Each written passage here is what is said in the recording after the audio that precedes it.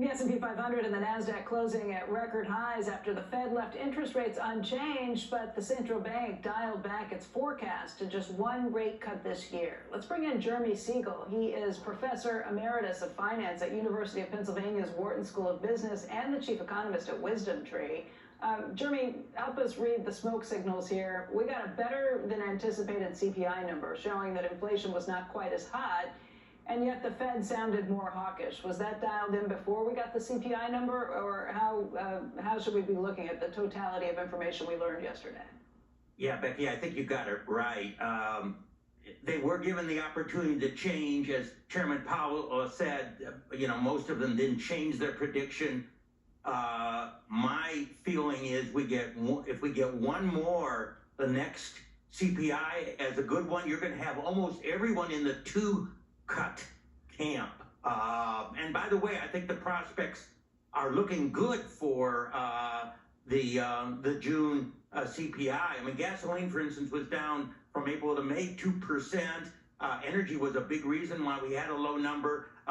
From May to June, gasoline is down 4%, twice that amount. Now, there's other factors, of course, but one has to realize they really don't know what the future is. If you take a historical look at how good they've been at predicting what the rate's going to be, it is not good. They are 100% data dependent. It just depends on how that inflation data and the real economic data comes in.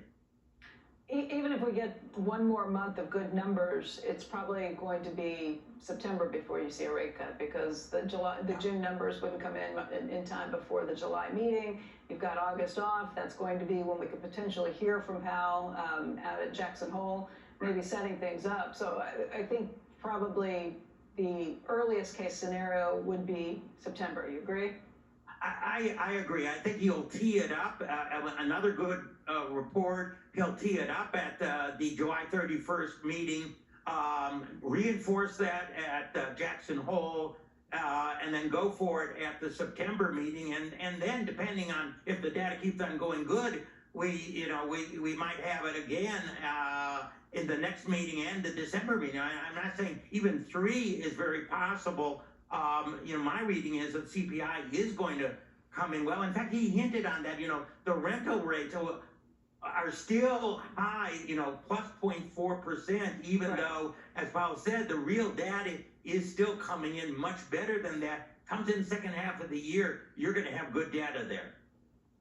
What could get in the way? What could change the outlook? I mean, energy prices have cooperated. You've got oil below $80. If that were to change, would that take all bets off the table? All that could. I mean, commodities going back up. Now, it looks like a lot of those commodities, copper, tin, oil, have peaked, gone down. But, there's a lot of volatility out there. And if they start going up, and we don't see any softening whatsoever in the labor market, then they would remain firm. I don't think that's my median case, but certainly it's in the range of possibilities. But I actually think that if you take a vote even right now, as I said, most of them didn't change their vote because they had put their vote in. I think you'd get more people on 2 changes than 1 change, and all we need is one more good report, and I think we'll have it. I think the danger is if the real economy slips. Now, I know we got good payroll, household wasn't as good, unemployment up to 4%. Is Powell ready to go fast enough, or is he going to go, tee it up, 25 basis points, 25 basis points? Don't forget, I mean, we did inflation going up on 75. He has to be reactive. He can't be setting up things all the time. Sometimes he might have to surprise the market if things do soften. I mean, we've seen the Nasdaq hitting a new high every day, the S&P hitting a new high every day, and I was going to say this is really a Goldilocks scenario. The economy's not collapsing, and you've got the Fed where it looks like there's a situation where they could cut rates. So the market gets everything it wants, unless the point you just brought up, something happens with the economy. What do you do with the markets right now? Where do you think they're headed? Oh, I think that momentum trade on the tech and the AI related is still there.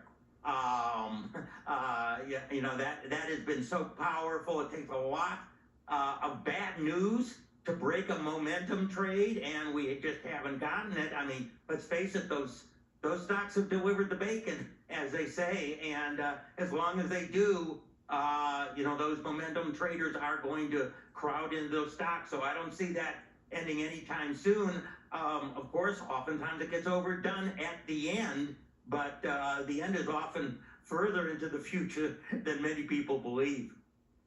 Professor Siegel, thank you. You've been talking about this for a long time, and I have the feeling we will have you back as the situation adjusts. Thank you. I hope so. Thank you, Becky. It is just